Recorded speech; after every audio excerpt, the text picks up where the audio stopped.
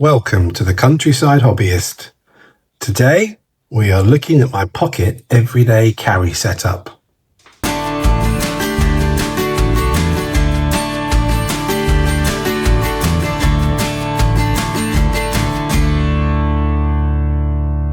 A little while ago, I found myself sitting on a train with my ticket stored on my phone, and my phone battery died. No charger, no backup. And around the same time, my wallet also started falling apart, which forced me to rethink what I actually carry every day. So today, we're looking at the pocket everyday carry setup I ended up building because of that. It's more the result of a couple of annoying real-world problems that made me realise I was relying too heavily on my phone and an old wallet that was on its last legs. The dead phone on the train was the main wake-up call. These days, your phone is your ticket wallet, your map, your camera, communication device, bank card, and emergency contact list all in one, which is brilliant right up to the moment the battery dies. So when my wallet finally started breaking as well, I decided to rethink the whole system rather than just replace it with another wallet. The core of this setup is this alpaca pouch. It's compact enough to stay genuinely portable, but organised enough that everything has a place. It's made from X-Pack Technical sailcloth, a lightweight weatherproof material used for sails, and it features a central divider to keep flat items separate from bulkier tools. Now, a lot of this setup was inspired by John Gadget's pouch system. I'll put the link in the description. But I've changed several things to better suit my own needs and habits. And honestly, I think that's how a real EDC should work. The biggest lesson from the train incident was simple. If your phone dies, a surprising amount of modern life stops functioning properly. So, the Tau 2 super compact power bank is now a non-negotiable.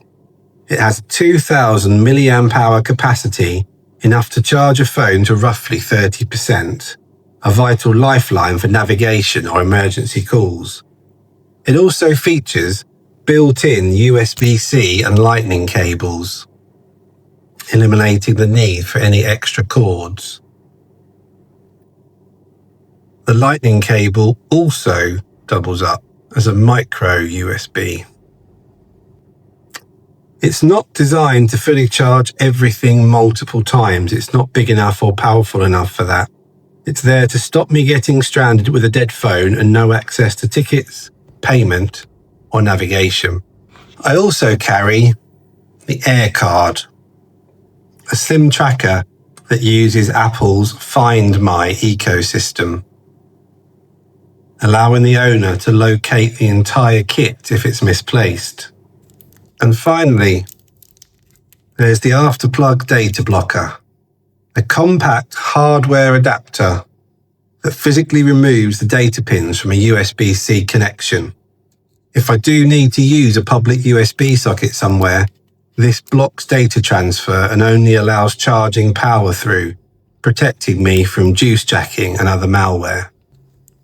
Since my wallet had basically disintegrated anyway, I ended up simplifying things quite a bit. In this plastic credit card sleeve, there's some emergency cash and some written numbers and some paper to write down directions and so on.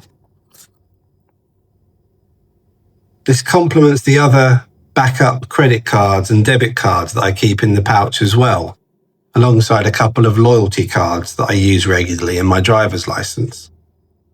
Because although phones are convenient, they're also a single point of failure.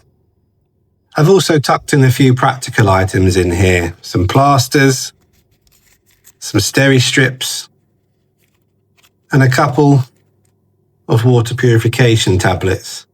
Tiny things that take up almost no room but could genuinely become useful. One of the simplest but most useful parts of the kit is this old card wrapped up with some gaffer tape and some self-amalgamating tape. I went with gaffer tape rather than Gorilla Tape. It just suits my needs better. It's cheaper and it's useful for temporary repairs, securing loose gear, patching things, and it can even double as emergency tinder if needed, removing any need for that elsewhere in the pouch. The self-amalgamating tape is especially useful because it bonds to itself and creates a waterproof seal.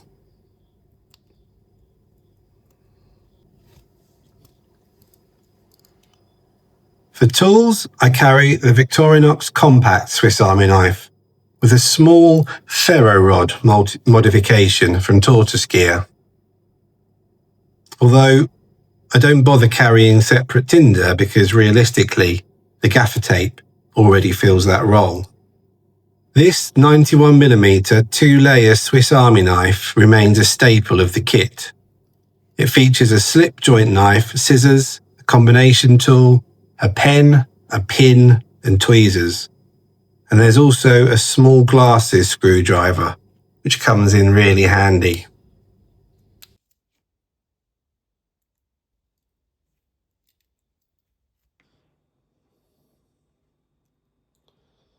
Compact feels like a really sensible balance for everyday carry here in the UK.